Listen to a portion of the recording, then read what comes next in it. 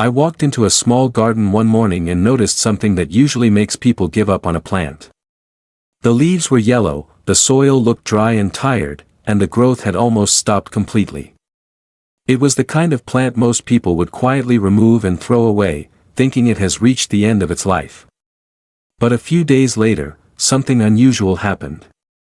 After a very simple, free powder was added to the soil, fresh green color started appearing again. Not slowly over months, but in a noticeably short time, within days. The same plant that looked almost dead was now showing signs of life that didn't match its condition just a short time before. And here is what makes it even more confusing. Plants that were not treated with this same powder took weeks, sometimes months, to show even the smallest improvement. In some cases, they never fully recovered at all, no matter how much expensive fertilizer was used. So the question naturally appears. How can something so simple create a result that looks faster and stronger than products people spend money on? It almost feels backward. The cheaper and simpler method seems to work better than the more complicated one. This is not a new trick or a modern invention. In fact, many experienced gardeners have quietly used this approach for decades. It has been passed down through observation, not through advertising or marketing. Just simple repeated results in real gardens over time. And if you have ever looked at your own plants and felt confused or disappointed, there is something important to understand here. You are not doing anything wrong. Many people face the same situation, even those who care deeply for their plants. Because hidden inside this change is something most people overlook completely. There is a specific powder behind this improvement. But most gardeners either use it the wrong way or never use it at all, simply because they do not recognize its importance. Before explaining why this happens, it helps to understand what this free powder actually is and why something so ordinary can make such a visible difference. This free powder is not something exotic or hard to find. In most homes and gardens, it already exists. It is often treated as waste or something unimportant, even though it holds quiet value for soil health. In many cases, it can come from simple kitchen or garden sources. It might be fine compost dust that falls when organic matter breaks down. It can be crushed eggshell powder that people usually throw away after cooking. It might even be dried leaf powder collected from fallen leaves and broken down into a fine texture. In some gardens, it can also be wood ash collected after burning natural material. What makes this interesting is not that it is rare, but that it is already everywhere. It is something people usually overlook because it does not look powerful on its own. It does not come in a shiny bag or a branded container. It is simple, natural, and often ignored. This is not a modern discovery created in a laboratory. It is a natural practice that gardeners have used quietly for years. Many older gardeners learned it by watching how soil responds over time, not by reading instructions. They noticed patterns, repeated results, and slowly understood that this simple material could help plants recover and grow more steadily. But there is an important detail here. What matters is not only what the powder is made from, but how it is prepared and how finely it is broken down. The same material can behave differently depending on its form. When it is coarse and uneven, it takes longer to interact with the soil. But when it is finely prepared, it becomes easier for the soil to integrate it. This small difference plays a much bigger role than most people realize.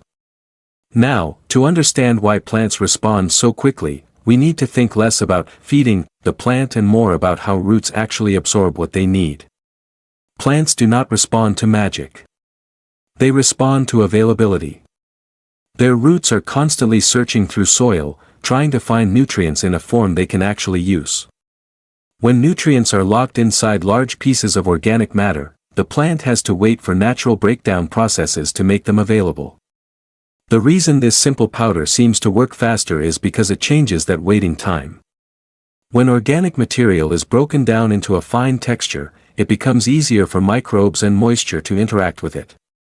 This speeds up the natural breakdown process in the soil. So instead of waiting for weeks for large pieces to decay, the soil starts making nutrients available sooner. The roots do not suddenly get more food, they simply get access to usable nutrients earlier. There is a simple way to understand it. Finer texture often leads to faster response. Not because it is stronger, but because it is more accessible. This is why two gardeners can use the same material and see different results. One prepares it finely and applies it carefully. The other uses it roughly or unevenly. The difference is not in the ingredient, but in how the soil is able to interact with it. And this is where many gardeners unknowingly make a mistake. A very common belief is that more fertilizer automatically means faster growth. So people often increase the amount when they do not see immediate results. They think the plant needs more strength or more nutrients. But in reality, plants do not always respond better to intensity. They often respond better to balance and timing. Using too much powder can actually slow things down. It can create an imbalance in the soil environment. Instead of helping roots, it can make conditions less stable. Applying it at the wrong time, such as when a plant is already stressed, can also reduce its effectiveness. So the key is not quantity. The key is understanding how soil behaves over time. This leads to something very important that many gardeners only realize after experience. Plants respond better to consistency than intensity. Small, steady improvements in soil health often create stronger long-term results than sudden heavy applications. Now, here is where things become even more interesting, and where many people misunderstand what is really happening. The change you see in the plant is often not immediate. It may look quick on the surface, but the real process begins much earlier, hidden beneath the soil. This is the delayed insight that experienced gardeners understand deeply. The powder does not instantly feed the plant in the way people often imagine. Instead, it slowly improves the soil environment first. When the soil environment becomes healthier, something subtle begins to happen. Microbial activity increases. Moisture distribution improves. Organic matter starts breaking down more efficiently. All of this creates a better space for roots to grow and explore. Over time, the roots become more active. They spread more easily. They absorb nutrients more efficiently. And only then does the plant above the soil begin to show visible improvement. This is why the timing can feel surprising. What looks like sudden growth is actually the result of changes that started days or even weeks earlier. So there is a clear contrast here. Visible change may appear in a few days, but the soil transformation that supports it takes much longer. Often weeks, sometimes even more depending on conditions. Once gardeners begin to understand this, their entire way of observing plants changes. Instead of expecting immediate reactions, they begin to notice slow patterns.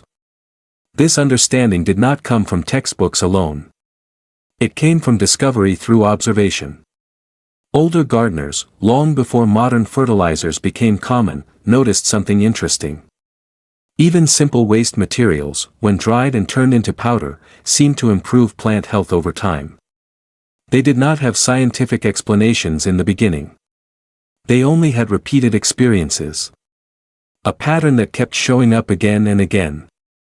Plants responded better when soil was enriched with finely broken organic matter. It worked in different seasons.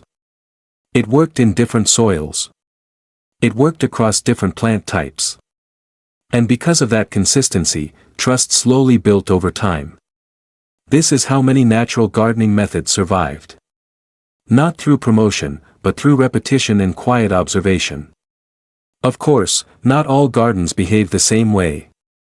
Environment plays a very important role in how quickly the soil responds. In dry climates, this powder tends to break down more slowly. There is less moisture available to help the process along, so changes take more time to appear. In humid climates, breakdown happens faster. Moisture supports microbial activity, which speeds up the release of nutrients into the soil. For indoor plants, the situation is slightly different. Because conditions are controlled, they often need a lighter application. Too much can affect balance in smaller pots, so careful observation is important. This is why gardening cannot always follow a single fixed rule. Environment changes everything in subtle ways. Even though the material is simple, it still needs balance. Even natural powders can create problems if they are overused. Too much can block airflow in the soil, making it harder for roots to breathe properly. It can also create nutrient imbalance if repeated without observation. That is why slow learning is more valuable than fast experimentation. Watching how your plant responds is more important than trying to force rapid results. There is something very comforting in this approach. It removes pressure from the gardener. Instead of constantly trying to fix the plant, you begin to observe it. You start understanding what it is trying to show you through its leaves, soil, and growth patterns. And that brings us to the real lesson behind all of this. Healthy gardening is not about adding more and more things. It is about understanding what the soil already needs and supporting it gently over time. Plants do not always require complex solutions. Often, they respond better when we simplify our approach. When you step back and observe, instead of constantly trying to control every detail, you begin to notice something interesting. The garden often corrects itself when given the right conditions. If you feel comfortable sharing, I am genuinely curious how often you observe your plants before making changes to them. Many people act quickly when they see a problem, but sometimes watching for a few days reveals more than immediate action. In the end, gardening becomes less about effort and more about awareness. Less about doing, and more about noticing. Because sometimes, the garden improves not when we try harder, but when we step back and simply observe what is already happening.